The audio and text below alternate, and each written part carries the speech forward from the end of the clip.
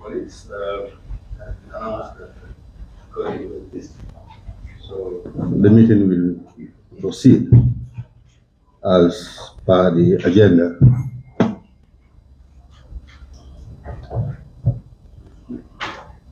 With the previous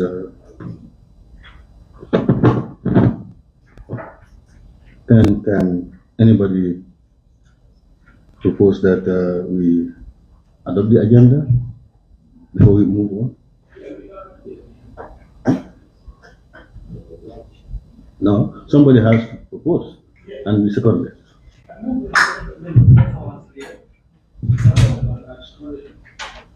Thank you. The agenda has been moved and seconded, so therefore it's adopted. So we'll go by it.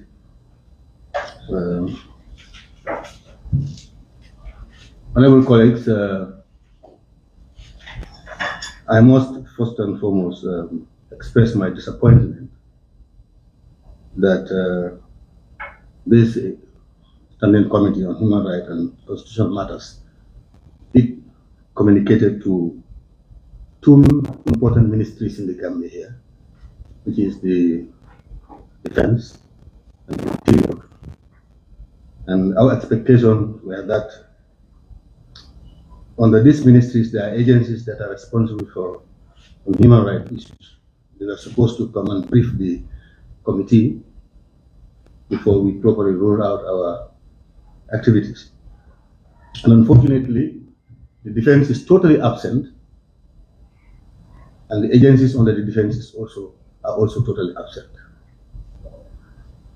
As for the Minister of Interior, I appreciate that they are present, some of them are present, but again I express my disappointment that the agencies under them, the National Law and Drug Enforcement Agency, the Immigration, the Fire and Rescue, and the Gambia Prison Services are also completely absent at this meeting. In normal circumstances, we would have called off this session, but after consulting among ourselves, we decided to listen to those who are here, but then we will ask the Office of the Clerk to write to the remaining agencies and the Minister of Defense and the agencies under them that they must appear before this commission because we have, and we cannot proceed if they don't really brief us. Having said that, we'll now allow we will do an introduction and then we will allow the police to go ahead with their presentations. Starting five.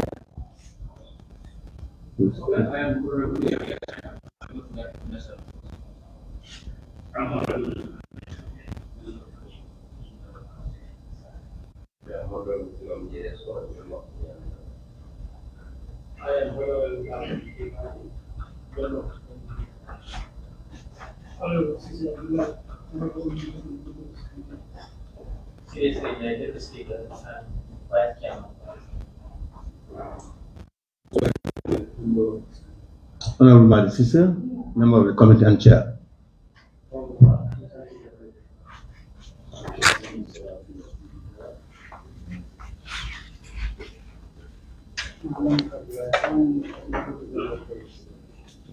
My name is Abdullah Sane, Commissioner of Prosecution and Legal Affairs. My name is Suleiman Jawara, Officer Command Human Rights and Constitutional Matters. My name is Suleiman Jawara, President of Human Rights and Constitutional. Thank you very much for the introduction. Once again, I thank the peers and the IGP and your team for your compliance. So we'll go straight into the agenda, which is Agenda 3. It's to presentation from the security agencies on human rights, compliance and observance in their respective jurisdictions. So the floor is yours.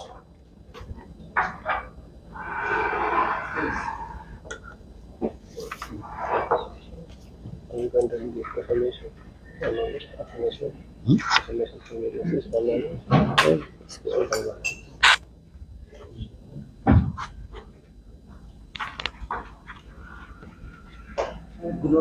Honorable Chair, and all the honorable members present here of the Standing Committee on Human Rights, the Permanent Secretary, and my colleagues here. We just got this letter that we need to do some presentation on human rights today. That's the reason we don't know actually presentation, what kind of presentation we want format to take. Nonetheless, what we did, what we want to present to you is in our quest for compliance of human rights of the Gambia Police Force. I think the Gambia Police Force, not only now, is the only institution or security institution that have a human rights unit. And last year we combined the human rights unit and the professional standard, because we know officers may go into the street, there are things that they do, they may be right, they might be wrong, and we know those reasons why this unit and the professional standard was created and commanded by, under the legal office and commanded by the officer who is sitting with me. In fact, the current management of the Gambia Police Force is very concerned about human rights and the professional standard of the Gambia Police Force personnel. So the role and responsibility of the human rights unit is to ensure that swift and regardless of the ranks of the officer, alleges against human rights of the people who come into conflict with the law, so that those people can be treated as human beings and also based on international standards. So that's why, in fact, to enforce the compliance, I give a directive that was about 6 months ago, directive number 052/2021, to develop and reinforce, empower investigation against police officers who may be doing things that are not in line with the law, and then be reprimanded, a kind of punishment transfer, and then other punishment that deem fit based on the actions or the offense that is committed. So what I want to assure this August gathering is like the Gambia Police Force will not tolerate or accept human rights abuses by officers whilst doing their duties. If complaints are lodged, proper investigations are done, and the recommendations also are put in the report, and then the administration take care of it. And in fact, currently we are in partnership with ZIZ, the German, to digitalize the complaint mechanism to make the unit more proactive, robust, and accessible to the society. The office is also trying to decentralize the human rights unit, where presently, because of funding problems, we have only officers in various regions who are also monitoring human rights issues or abuses done by the police, so that they can report those ones to the main unit that is at the police headquarters. Based on also, because of lack of logistics, is also hampering the work of the human rights unit. But nonetheless, we are also doing everything possible to make sure this unit also patrols, check on police officers, and then do what is needed to make sure the police officers are in compliance with international standards. That's the reason, in fact, we are trying to modernize our station, because our station currently are not in compliance with international standards. If you look at our detention facilities, that's why we have now designed 3-level stations, and then we are trying to eliminate the cells in the stations. We only want to have holding rooms in the stations, and then the rooms that also will cater for juveniles, women, and other vulnerable persons. So if you look at the new station, the new 2 stations we are building, one at Olyundum and the other one at SL. So those are modern stations based on human rights standards. So those are observations that we also internally People start talking, people complain of the way cells are and the detention facilities. That's why those steps we are taking to address some of those issues. And also, we're sharing our guidelines. We're developing some guidelines to make sure officers also comply with international standard with the National Human Rights Office, ZIC and DCAF.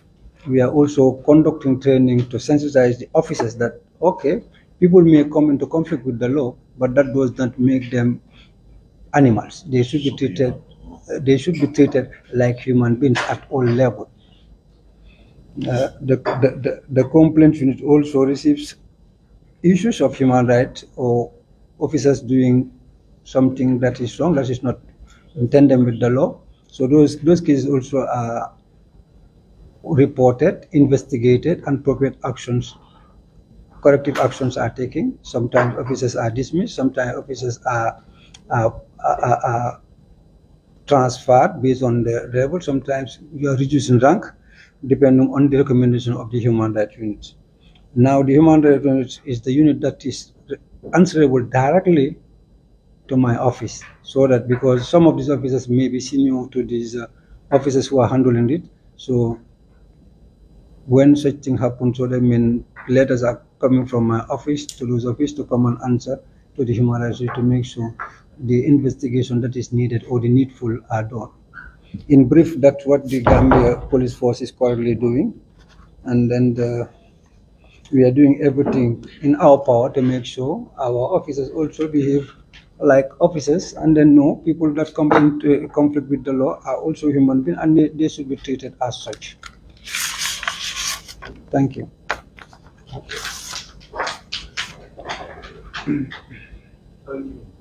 I know when the police ID speaks, no other officer will talk. But they can in this particular case. Meaning that that's all. No, I just, Chair, with your permission, I just wanted to also emphasize on the collaboration between the Gambia Police Force and the National Human Rights Commission, because it is not only left to situations where there are problems. There's constant engagement between the police and the Commission on human rights issues.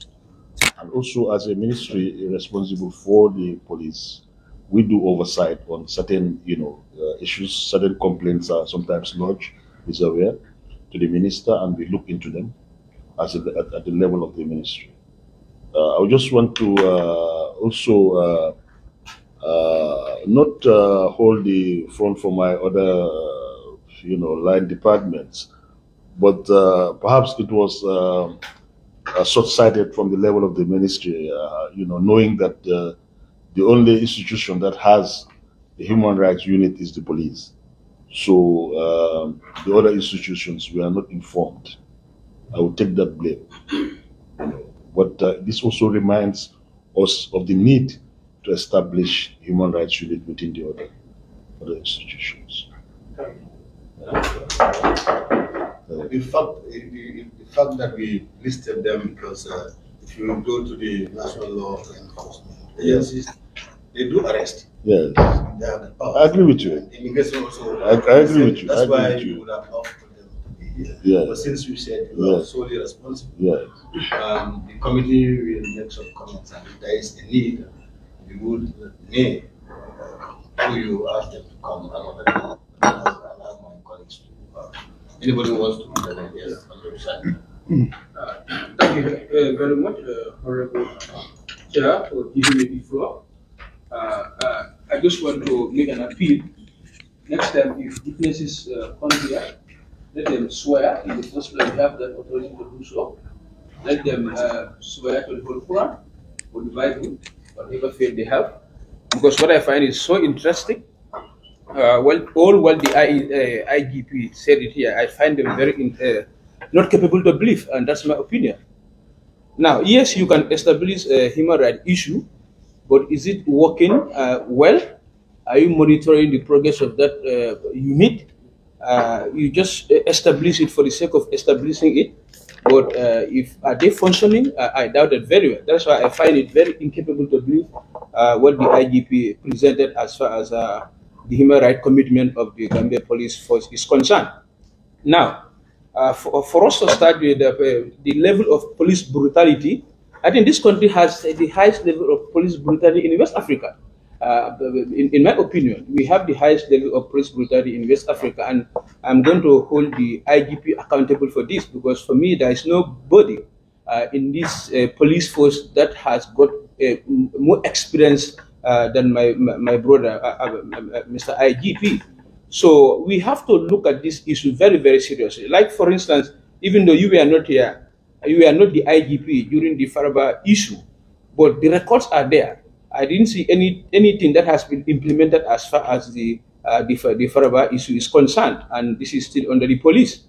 So there are few police officers, they were captured on audios and videos insulting a whole tribe, insulting a political organization, and they are still wearing uniform. And these audios were all over and are still visible to the management of the IGP. If you instigate a whole tribe or a whole political organization, this can lead to a serious chaos in this country. And they are police officers wearing their police uniform. No, nothing is done about it. That is why when you say officers were dismissed based on abuse of human rights, and officers, some are reduced in ranks by way of abuse of human rights, I will want this committee to ask from the IGP to give us the list of all the officers that are dismissed because of abuse of human rights, and all the officers that were reduced in rank by way of abuse of human rights. We want the IGP to send the list of those officers to this committee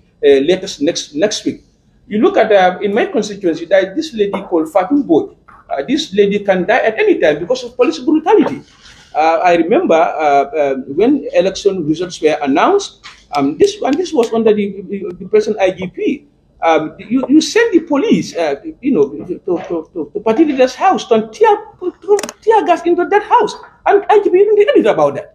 You did not do anything about it. Whether the directives come from me or anybody, we didn't do anything about it. Because one thing I know, nobody is going to be detained in this country without the awareness. Nobody is going to be arrested in this country without we give authority.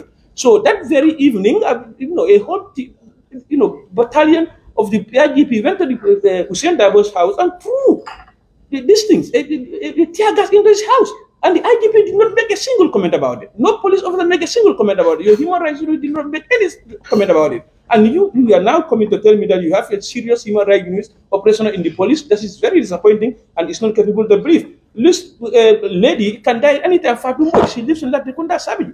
She can die anytime because of police brutality. So I don't think what has been said here is something that we can believe. You go to Mr. Chati also. When Mahmoud Sabal was rejected, this boy was also seriously beaten. The videos are there. Those responsible, are they still in the police, or the police has implemented them? So that is my submission. Let's take our work very, very seriously. Let's not just think we are appointed by somebody. If you don't do this, we'll be dismissed. No, it's more than that. Let's sacrifice for this nation. Let's just make sure the concern of this nation, the problem of the nation is first on the forefront, especially IGP. Is a very powerful figure in this country, please. Let's just make sure people's rights are protected, people are secure in this country. Another thing is the professionalism in the Gambia Police Force. Train your guys on crowd management. You've been saying this on and on and on. Your officers will be trained on crowd management, but still, even tomorrow, if there's any protest, your officers go out, they'll beat or kill somebody. So why is that crowd control technique that probably budget was allocated for the past years or so? So that's my submission. Thank you very much. Thank you, Honorable Member. You said something. I think you should put it in motion form. And it is seconded and become motion that you are requesting for the list of what? Officers that were dismissed based on abuse of human rights, and officers that were reduced in rank because of abuse of human rights. Put it in motion form. Put it on motion. I will second it. No, put it on motion. You will have. You will just take note. Just take note of members' concerns and. Honorable members, I have put on a motion to request the Office of the Inspector General of Police to supply us with the name of all the officers that the IG said were dismissed based on human rights abuse and were reduced in rank based on human rights abuse. We want the IGP, the office of IGP. We want to make a correction. Let me clarify. Okay. I am giving a submission. Okay. I'm saying, in case if you have an after the investigation recommendation are done, you can redo this thing. No, officer. Let's go to records. Let's go to records. Allow him to finish. Allow him to finish, Honorable Member. Can you allow him to finish, please? Allow the IG to finish, and you all have your thoughts. Honorable, I think this standing committee is a honorable house. Absolutely, it is. Definitely. Indeed. I think also the office of the IGP also is a very respectable. Indeed, and very respectable for that matter. I think the forum also is very important. Indeed. All right, but you cannot just sit and then say the IGP is lying. All right. I don't think so. You are right. No. Okay. Excuse me, IG, please, 1 minute. I don't think I said the IGP is lying. Excuse me, Honorable Member, please. No. Address the chair so that it's not a conversation between the two of you. Thank you, sorry, Chair. Thank you. So please, Honorable Member, allow him to finish. Are you done? Yes. I think you want to make a clarification. Let's hear that clarification. Yeah, what I'm saying, I said we have a human rights unit, and in that human rights unit, like my directive 05/2021 was to reinforce and empower in police outing collective measures.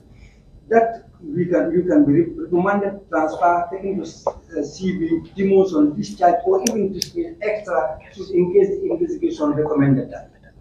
That's contrary to what he said. Yes, Okay, just a minute. It's a written thing. We will ask the IGP to we'll ask the office to make copies of that presentation so that we all have one for record purposes. Before that, the Honorable Vice Chair's hand was up. You did raise your hand before I'll apply. I have an observation. Okay, go ahead. I move a motion. Let's listen to the observation. We will clarify that. Yeah, my observation is we call the security to brief us. And it is our duty to raise issues. But let's not make overly statements. Let's just raise issues and allow them to respond to those issues. I think that's why we are here. We are not here to make elaborate statements because that is going to confuse the voice. We are here to get information from to equip security, to be equipped. That is the objective of this topic. Yes, I just want to also correct ourselves. I know, I think, like Honorable Tura said, the issue here is for the police department to brief the committee on the activities of the inferior and the police department. As my honorable colleague have an issue with what the IGP said, maybe there could have been an option for him to go and send a parliamentary question to the ministry to come up with a detailed answer to what he is requesting. Maybe if we want to get into that dialogue, probably we'll bring in so many other chaos within what we are saying here, because the IGP, what he said was very clear. When investigation recommends, that are steps that they will take. That is what he says. So what my honorable colleague is saying, perhaps there is no investigation in that matter. So maybe that is not the responsibility of IGP at the moment. So I just wanted to thank you very much, Chair. I want to thank you and thank the Command Secretary of Interior and the Inspector General of Police for coming. I think as Honorable Ture and Honorable Sise indicated, we call them in view of expecting to get an information from them. And this information, whether we believe it or we don't, is for our consumption. When they present, that's what he has as facts to the best of his knowledge and or no. Having answer to our call, that's our constitutional mandate to perform an oversight on them, and that's what we are doing. And his presentation, if we have any issues with it, we can do with them with the code. Even if we agree, this committee can go further to look at any issue an officer submit before us, whether in committee or in plenary. We want to make other follow-up, we can. We want to make an informed decision. They are just going to help us to form an informed decision. Then it is for us to agree or to disagree, but we know how to get it. And what IG said is very clear. Since he took over, or from 2017 to now, we all know the Office of the Inspector General of Police, they are doing their best, even though there is no perfect system in the world. But what he told us, they are doing their best to make sure they respect people's human rights as they relate to their detentions or arrests or prosecutions or whatever. We also have constitutional provisions and the Police Act that if we think as a committee in charge of human rights, there are individual police officers who violated people's rights, human rights, and it's before our table. We can invite anybody, whether it's the police who committed that, or the NIA, or the army, or the prison department, or the fire service, or any other individual who committed human rights violations, as they fall under the mandate of the Human Rights Committee. We have the right to look at that and or to even investigate. And as empowered by the Constitution, we can even recommend a commission of inquiry, we can examine people when we call them as witnesses, but here, we just call them to come and give us an overview. I think even to say less for them to be on board, because it's just to come and give us an explanation. You know, so thank you. Mr. Chair, just a minute, let's have Kante. Yes. After Kante and Honorable So, then yes. Thank you, Mr. Chair, and thank you very much, Inspector General of Police and the team. Thank you, colleagues. We need to take human rights issues very important. They are salient issues that affect our brothers, that affect our sisters, that affect us as a human being. You know, when talking about human rights issues, yes, we have the mandate to invite the Inspector General of Police or the Minister of Interior and the agencies under his preview to come here and give us report pertaining to human rights issues. And these human rights issues we have heard from the Inspector General of Police.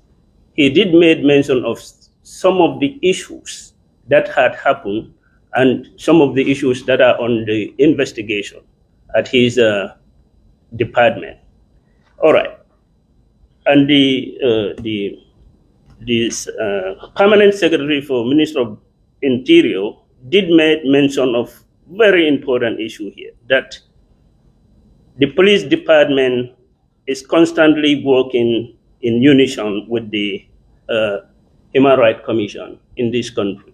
But we have seen an instances where a Human Rights Commission did make a finding on an issue, and the perpetrator in that respect was transferred from here and was sent to Farafeni. This Inspector General of Police, Abulai Sanya, when he came to power, he brought that man back. And the Human Rights Commission did follow that issue. We want to know, Inspector General of Police, what is the decision? What is this? What led you to take that decision? And if you take it on a very serious ground, let us know these grounds. Because people cannot inflict pains on human beings, and their disciplinary actions were taken, and you unilaterally, because of you are appointed, take that individual from where he is and brought it. And this man was found by a commission. We want to know what led you to take that decision. That is one.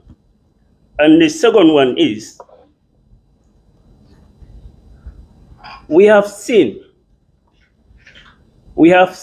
in this country, under the watch of Inspector General of Police, so many human rights violations.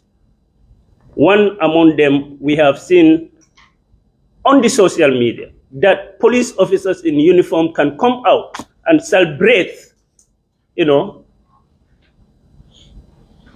and celebrate issues meted on politicians in this country. That should not be accepted. Under your watch, Inspector General of Police, we urge you to take these human rights issues seriously, because it's your responsibility to protect life and properties of this country. And human rights is a serious issue. We urge your office to take these things seriously. Thank you, sir. Okay, I have a question for IGP. Well, he made mention about professionalism, international standards, and sensitization. I am just concerned on his plans onto how far or what are the plans for him to bring sensitization to the doorsteps of all police officers, since it's very important. And these human rights issues are concerned since myself as a honorable, I have stood and see a police officer slapping a culprit, which was not expected. So definitely the sensitization is paramount, and I would definitely want to know how you plan and how far you are on this sensitization. Thank you. And yes, before the IG comes. Yes. I just wanted to say that human rights concerns are not static; they're dynamic, because anything that involves human being has a level of continuity. And in terms of human rights violations, we all keep saying that human rights is not a one-way traffic. Someone's rights, where someone's rights, that's where someone's right also starts from. Where it stops, that's where the other one starts from. And the issue is many a times it is as if the police and the security men don't have human rights. They don't have human rights. Do you understand? Whether, it is only the civilians that have human rights, the police, they don't have human rights. The way it is framed, I'm not holding any fault for anybody. But we need to understand that in a democratic situation, sometimes we always say that in the Gambia, things happen democratically very quick. We are from one end of the pendulum to the other end of the pendulum at the high speed, from a dictatorship to an absolute democracy. It is very expensive because people are still grappling to understand what are the tenets of democracy in this country. People take the law in their own hands in this new democratic dispensation, because we are still grappling with the tenets of democracy. And what I just wanted to end up, sir, is that national security is very costly. It's a very costly enterprise. Should we allow few people to disquiet the peace?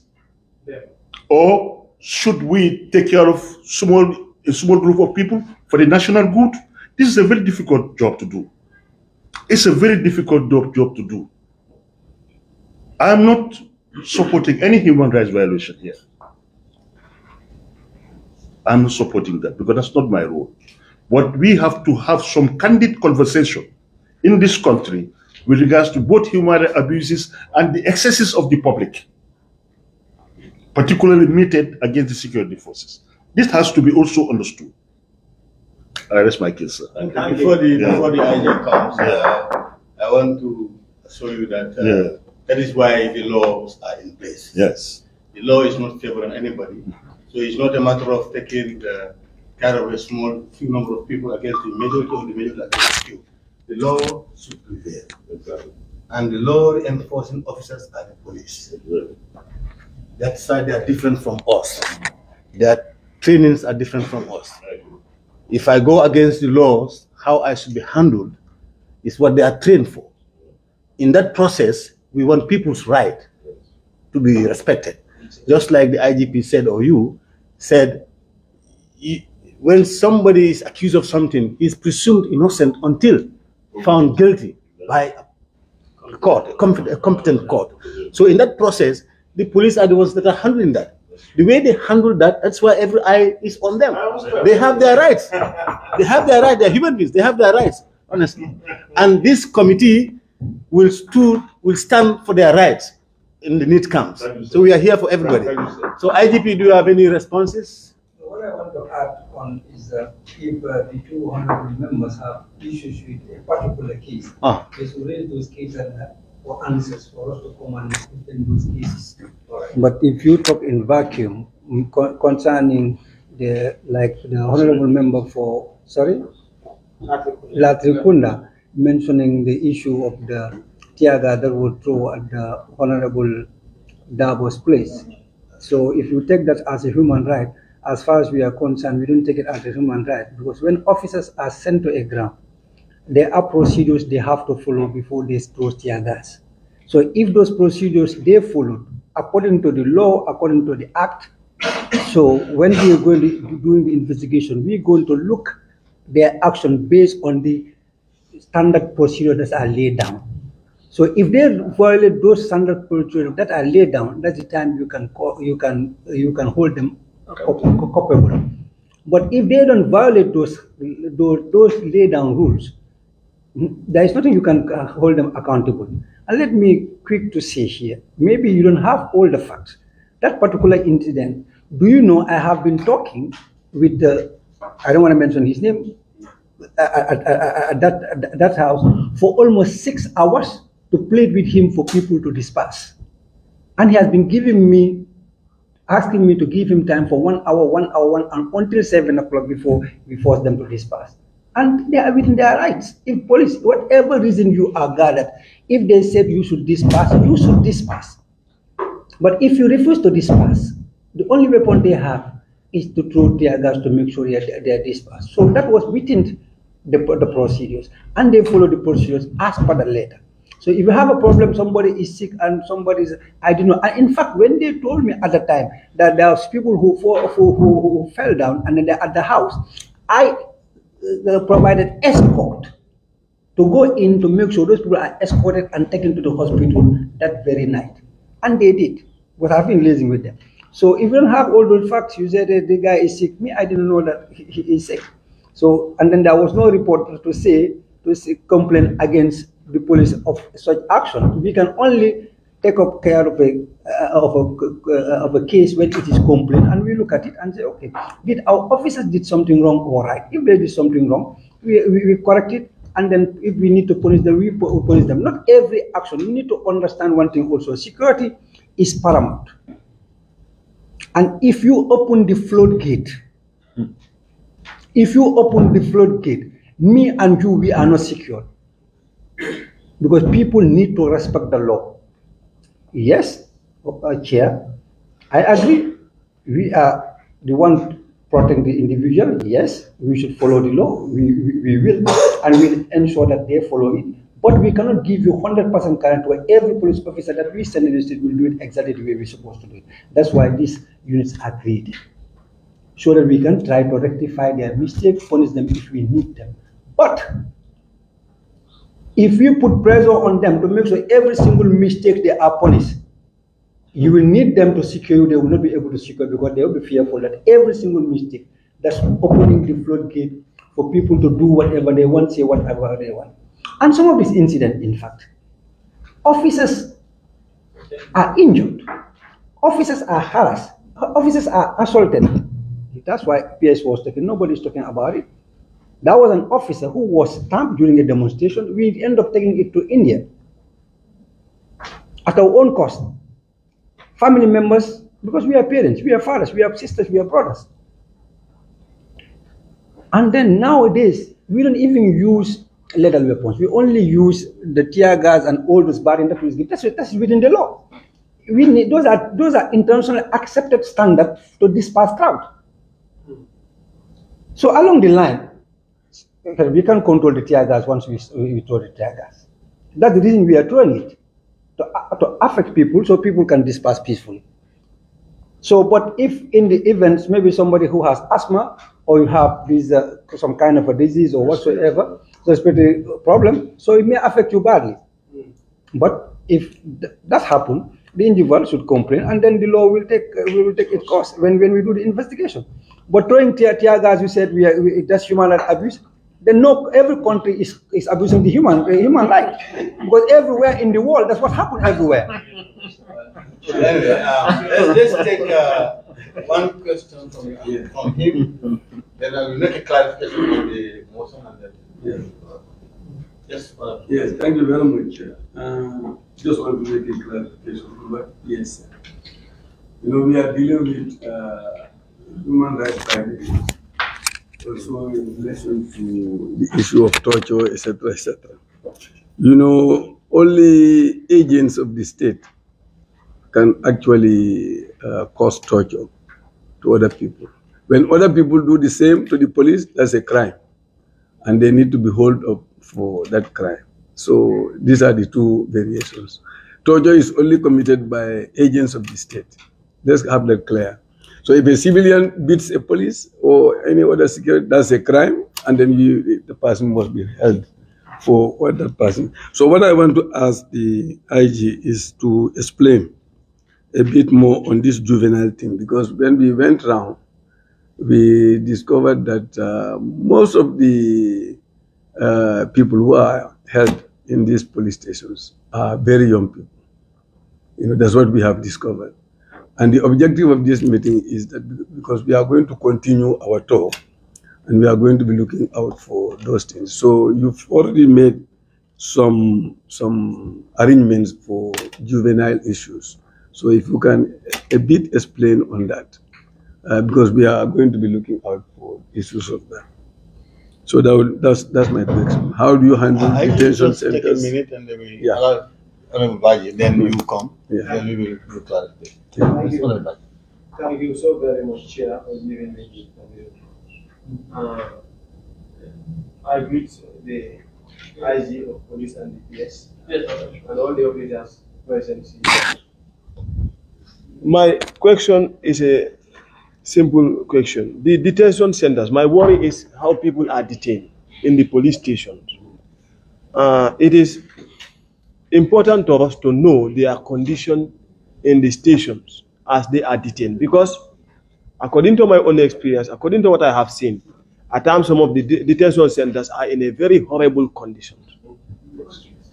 And in it, you said as much as they commit the crime, you said it here, they should be treated like human beings.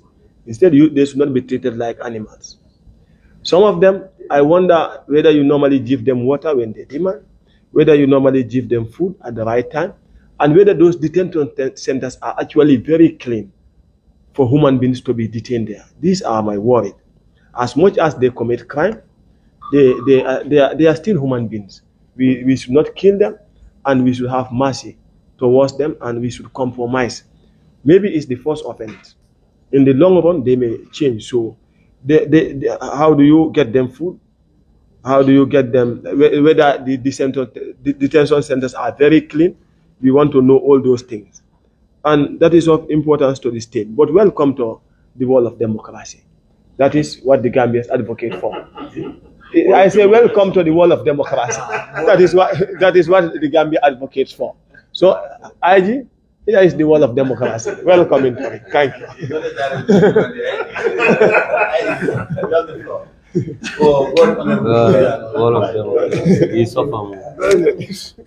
Let me start with Honorable Baji.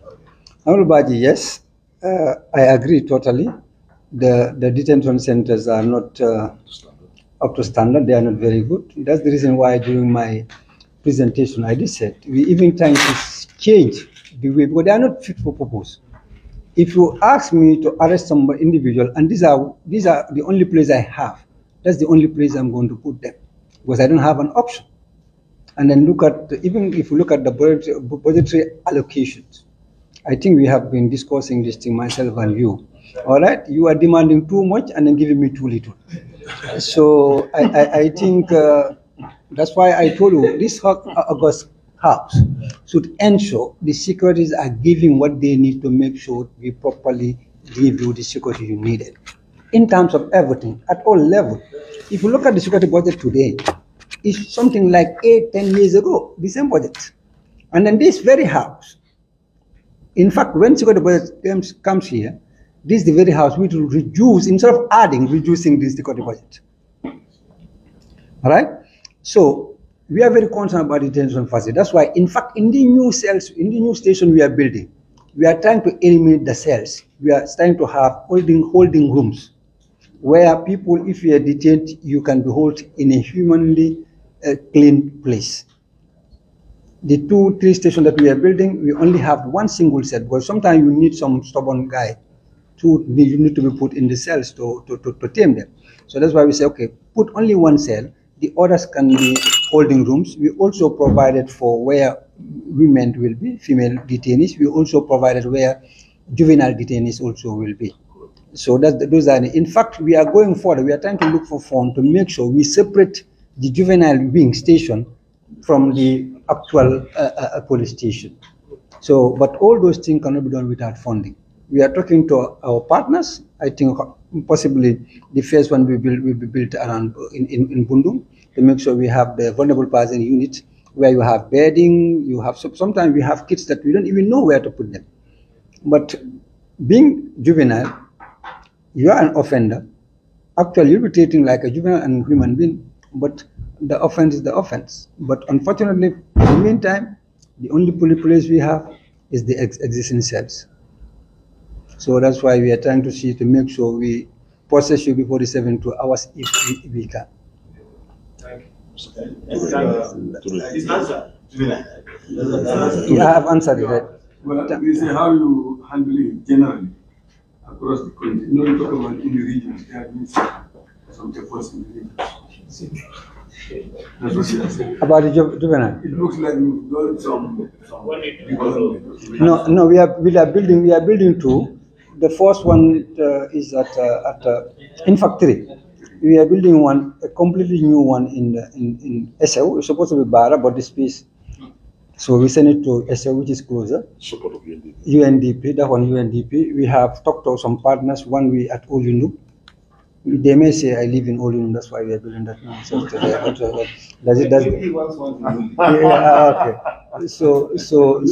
So we are building one there, and then Serakunda, we are demolishing everything. Also build a new structure. You live in Yuara. Is Karantaba in Yuara? Sami Karantaba. Okay, we are building also another new one in Karantaba, Sami Karantaba. Okay, I think there is one question concerning your position on the recommendation of the Human Rights Commission on the particular officer. Let me tell you, recommendations are not strictly laws. They are opinion of those investigations, and then they recommended for us to do X, Y, Z. But the recommendation did not say that officers should stay in that place forever. And then these are common responsibility. Because if you want us to secure you, you should also give in the breathing space to command our institution. And then when they raise it, they came, they raised it, they came, they went to publish it, and they came to me. I told them, what you did is wrong. You could not direct me to say, we send somebody to do X, Y, Z, you cannot transfer it. Why is this in the commission? They post him there forever. He did something wrong. You want to punish him to understand that what he did is wrong. You move him. So he should stay there forever. Also, just to add what the IG just said, what's the chair? And we have to be very frank here. Because when Gorgi, I will call his name, when Gorgi was required to be moved, the then IG, Job, moved. And what happened? We saw a spike in crimes. Yes, in the urban city, in the urban area. There was a big spike. And everybody was bring him back, bring him back. There was a public outcry to bring him back. I don't know whether that was what precipitated, I don't know whether that was the reason why he brought him back. But anecdotal evidence showed that there was a demand for him to come back to the anti-crime. When it comes, crime went down. Yes.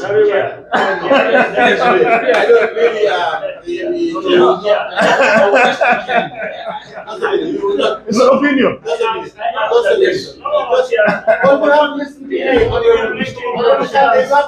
Yeah, I will listen, but I will first. I don't know what I'm having to say.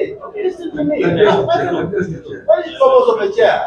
I will not deny you your. I will not deny you from. You will have, as far as I can stay up with 7 p.m., I'm not worried. You will have time. But listen to me.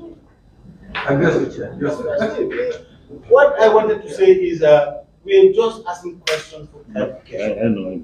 So that the police will understand that it's not like a dialogue or foreign something. Okay. We just want clarity. If members raise questions and it's answered, and there's some doubt in them, they have right to ask for clarification. That is true. We always give them that chance to do that so that the IGP can correct. You've said something, and then he is the original, he is the one who asked the question. So he obviously will have it, but before you have it, Sanya was up for you.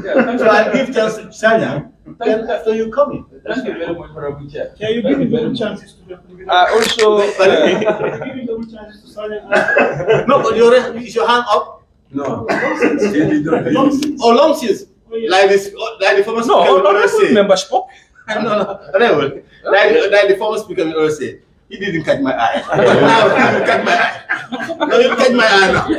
After that, you see what all right. Now, I just also want to make a clarification to the IG.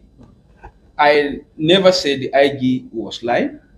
You understand? And I never personalized the office. I directed my statement to the office of the Inspector General of Police, which I'm sure one day my brother will leave and somebody will come. The office stays. Okay, I commended the IG. When I was closely monitoring the tour he made last week, closing some of his facilities, even my own constituency, Welengara. Commendable. That's very commendable. So I'm not saying that everything the office of the IG is doing is not commendable. You understand? But also we need to state facts as it is. We need discipline in the police force, capacity building in the police force. And that should be a key priority. Build your officers' capacity on human rights. You understand? For the PS, you said you were not taking brief enough, but you were doing you were doing actually. You were doing actually. So the human right also, I think, was an act of parliament. The human right recommendation to move one person to it was an act of parliament. No. It was not an act of parliament. Okay, because otherwise I wanted to say let us stop making recommendations when it regards to the act of parliament. Such things need to come back to the parliament to deliberate. But hence it is not act of parliament. That's your discretion, IG. Thank you very much. Okay, thank you. Yes, thank you, Chair, for giving me the floor. I just want to respond to the PS, his last statement. I think the Inspector General of Police, in fact, would not like that statement to say if Gorigi go, then the entire police, the crime rate in this country will rise up. We have competent police. PS. Thank you. Okay. It's withdrawn. And can we have one? Sorry, can I add something? Yes, one. You know, sometimes when we are in the department, what happens in the department? For everything we say, do you know this particular officer was seriously sick until we took him to Dakar, and he spent almost 2-3 months there. We spent a lot of money. That was the reason, because the condition where he was, that's the reason why we brought him in. And then he was even given instruction, just his name, because hearing his name is something else. Be there, and the people know you are at the anti-crime. Let the officers do your work whilst we treat you. Currently, he is not even in country because we could not solve the problem in Dakar. Now, currently, we send him to UK. So there are certain things we don't go on public and say. But it's within my mandate as the Inspector of Police to see, to post. Posting is my mandate. So I don't need to talk to people. Can I do this or that? No. Where I deem fit to say, okay, I have a problem. Like what even PS said. Honorable Kante is true. Golgi is not the only capable person in the force. But sometimes you have certain issues, you have certain officers to handle it, and then the way you want them to handle it. So Golgi, his impact at the anti-crime, even his name only, can mitigate certain things that will happen. And when he came, we have seen the trend has changed. So that was some of the reasons. And when the Human Rights Commission came, they understand with me and say, huh? No, it's not brutal. Don't say it's not brutal. I just wanted to ask, because I have you saying something. I have the PS video, as well as the IGP. I know other sector directors are not around. The IGP mentioned that they have a human rights department within the police, which is commendable. And the PS said, I think it's important for them to have human rights department within all, sectors under the Ministry of Interior. And that prompted me to ask this question. Perhaps the Inspector General of Police at the police department, when a police officer, did something wrong, the human rights department of the police will investigate. Is it not wise, for example, if departments are created, if human rights department are created within the sectors. Are you thinking of having that collaboration between yourselves under the Ministry of Interior to take up responsibilities to investigate human rights matters?